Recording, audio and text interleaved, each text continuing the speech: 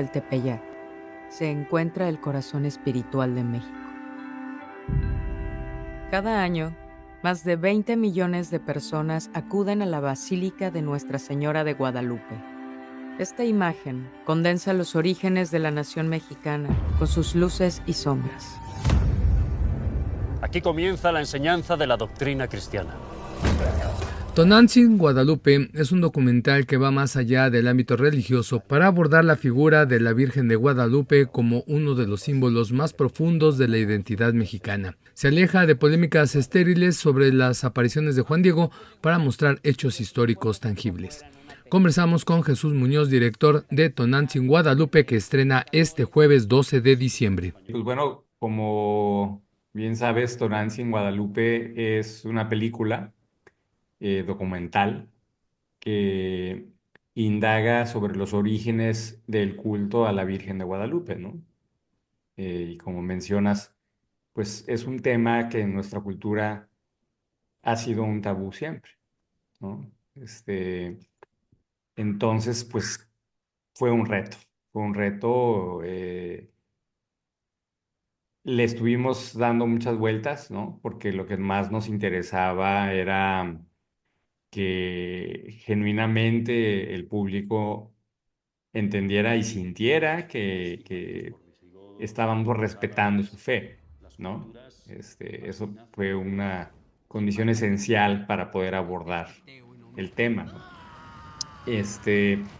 Y otra cosa que también nos ayudó para poder abordarlo es un trabajo que han estado haciendo algunos historiadores mexicanos los últimos 30 años, en los que ellos ya abordan el tema sin meterse a la polémica de si la Virgen se apareció o no. Esa es la polémica que ha habido entre los historiadores y los que son devotos y que no permiten que se cuestione el hecho de si se apareció o no.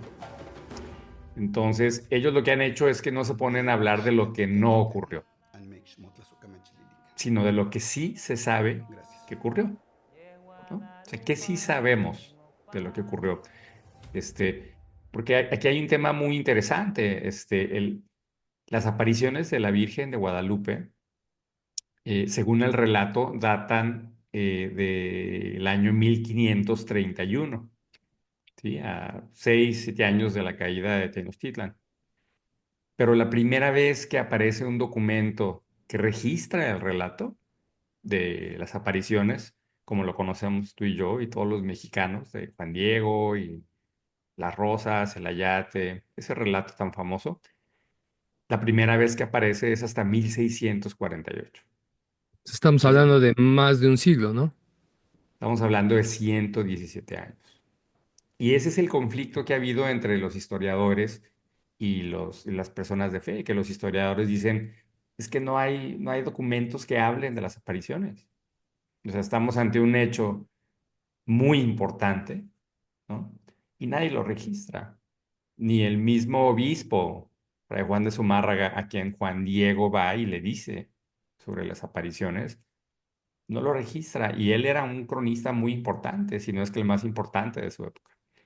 Entonces, hay un vacío histórico, documental, ahí de 117 años, y en eso es en lo que decidimos enfocarnos para el documental, ¿no? Decir, bueno, esto es un hecho histórico, ¿sí?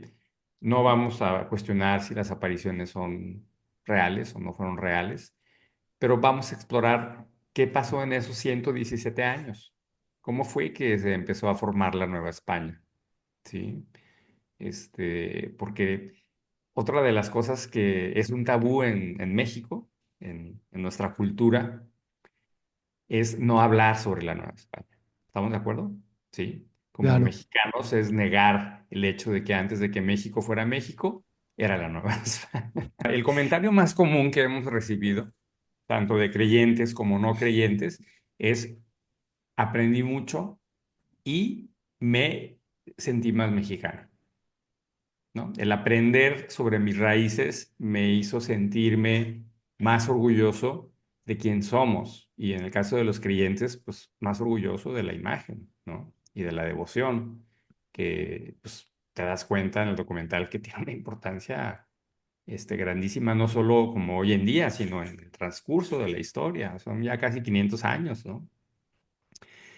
Entonces, esa ha sido la respuesta. No hemos tenido ningún tipo de crítica o ningún tipo de agresión, ¿no? Nada, al contrario. O sea, yo creo que pudiera ser que manifiesta una etapa de conciencia o madurez o como se le quiera llamar de nuestra sociedad en la que pues, ya deberemos de empezar a aprender a abordar ciertos temas respetando los puntos de vista, ¿no? Y el hacerlo de esta manera que nos enriquezca a todos. Pero en general ese ha sido el comentario. Pues yo creo que es indiscutible que el fenómeno del culto a la Virgen de la Guadalupe y su imagen ya van más allá de la religión. Eso es ya, sí empezó dentro del marco de la espiritualidad y la religión, pero es que ya lo rebasó, ¿no? Entonces, esa fue otra de las razones por las cuales nosotros sentimos que teníamos derecho de abordar el tema, ¿no? Es que ya no se trata nada más de un tema de fe, es un tema de identidad, es un tema de cultura, es un tema de unidad nacional, ¿no? Ponte a pensar que, pues, llegaron dos culturas completamente diferentes y se encontraron, más bien llegó una y se encontró con la que ya estaba aquí, y de ese encuentro de dos culturas surgió una cultura nueva, que es la cultura mexicana, que no porque yo sea mexicano y quiera mucho mi cultura, pero es una cultura muy bonita, es una cultura muy distinguible, muy reconocida en todo el mundo, muy querida, ¿sí? Es muy característica en la cultura mexicana. Y surge de estas dos culturas, ¿no? Entonces, de ese choque que se dio en lo militar, en lo económico, en lo espiritual, en todo, ¿sí? Surge México. En algún momento se tuvo que haber vislumbrado algo, ¿no? De decir, ah, mira, eso ya es mexicano, o eso ya es México, ¿no? Eso ya podríamos empezar a decir, eso es México. La tesis del documental es que lo primero mexicano que ocurre es el relato y la imagen de la Virgen de Guadalupe, ¿no? Es lo primero que ya podemos llegar a decir, oye, esto es mexicano, por sus características y por el impacto que ha tenido, ¿no? Y que sigue teniendo todavía.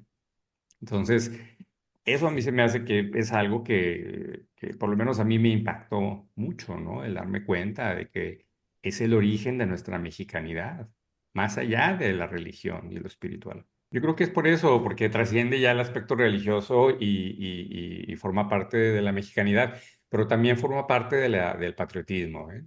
Eso es lo que acabas de mencionar, tú es muy importante. O sea, en ese silencio que se da de 1531 a 1648, que aparece por primera vez el relato en náhuatl, aparte, que es lo Ujú. más interesante, ¿no? ¿Por qué aparece hasta 1648? ¿Por qué no apareció en 1600 o en 1590 o en 1570? ¿Por qué decide la iglesia en ese momento difundir el relato de manera oficial?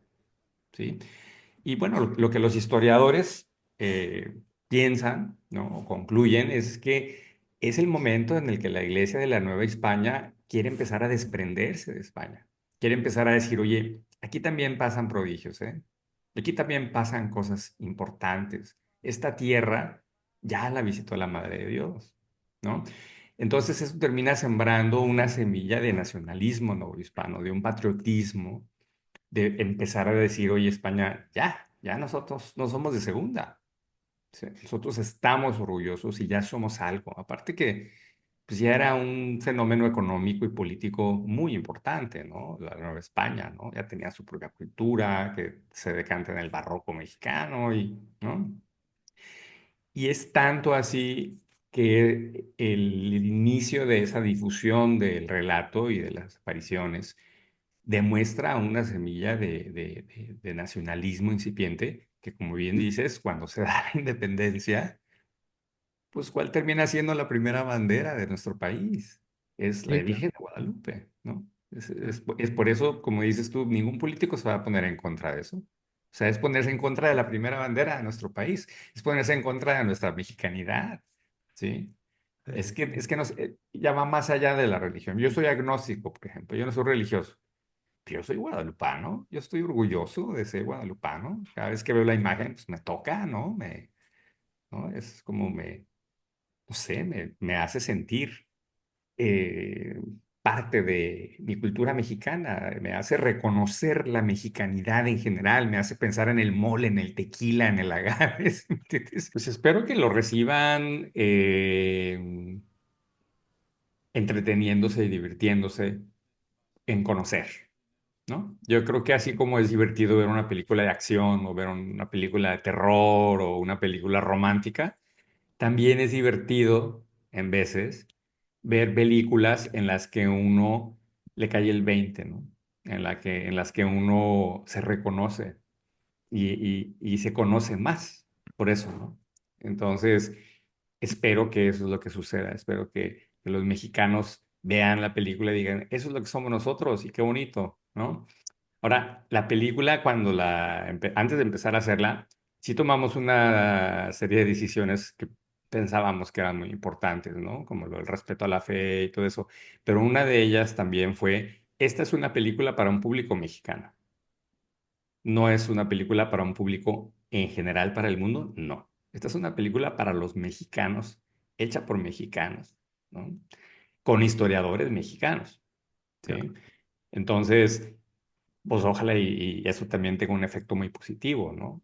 Digo, no quiere decir que un extranjero no la vaya a ver y no le cause interés y todo, pero la hicimos considerando al público mexicano al 100%, ¿no? Esta película es para México. Sí, en Estados Unidos ha sido muy bien recibida en festivales de cine, ¿eh? Tanto en festivales de cine de latino como en festivales normales. Este, Porque me imagino que ya están conscientes de la presencia de la cultura hispana y la cultura mexicana en Estados Unidos y de esa virgen que han visto tantas veces y quieren conocer de qué se trata, ¿no? El asunto. Entonces, pues ese símbolo de identidad, como dices tú, ya se ha exportado, ¿no? Y lo han llevado consigo, los que se fueron de México sin nada. Ahora sí que a rifarse. Españoles fuimos invadidos por visigodos, por los árabes. Las culturas así nacen. Chemacate miquican, catel teteo y no mi. Guadalupe va a ser uno de los primeros y más importantes signos identitarios. El catolicismo que se ejerce en otros países no se parece al nuestro. Nosotros hablamos con la naturaleza, con todo lo que nos rodea, el agua, la lluvia, con esto que nos da la respiración. Ipampa mahuisti, in oj que mamaticnemica no chintejo ni pantima, sehualme ni cantomexco.